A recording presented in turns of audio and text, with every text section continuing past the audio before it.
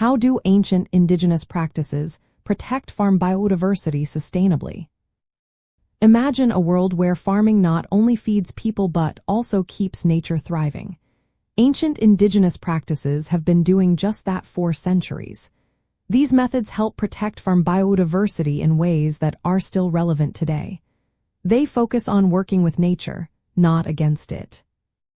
One key practice is polyculture. Instead of planting just one crop, indigenous farmers grow many different plants together. For example, the Three Sisters method involves planting corn, beans, and squash side by side. The corn gives the beans a trellis to climb, while the squash spreads out and keeps weeds away. This mix creates a balanced environment that supports insects, animals, and soil health. It also reduces the risk of crop failure because if one crop struggles, others can still thrive. Agroforestry is another important technique. It combines trees with crops and sometimes animals. Trees provide shade, help prevent soil erosion, and attract birds and insects that control pests. Indigenous communities often plant fruit trees or nut trees among their fields, which improves the land's resilience. These trees also help retain water in the soil, making farms more drought-resistant. Water management is also a big part of indigenous farming. They built irrigation systems like canals and ponds to store water during dry seasons. These systems help conserve water and keep the land healthy.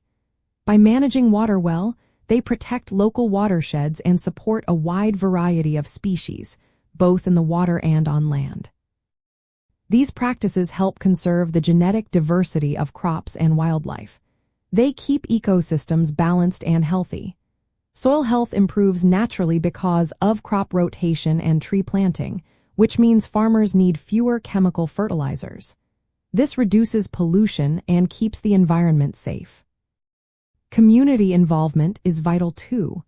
Indigenous farming is often a shared effort, with everyone working together to care for the land. This collective approach ensures that farming is sustainable over many generations. It also helps preserve local traditions and knowledge that are tied to the land. For farmland investors, these ancient methods offer a way to create resilient and sustainable farms. They focus on maintaining natural ecosystems, which can lead to more stable yields over time. Protecting biodiversity makes farms less vulnerable to pests, diseases, and climate changes. Plus, farms that follow these practices tend to have higher property values because they preserve natural resources and support local wildlife. In the end, ancient indigenous farming practices show us that working with nature is the best way to protect farm biodiversity and build a sustainable future for agriculture.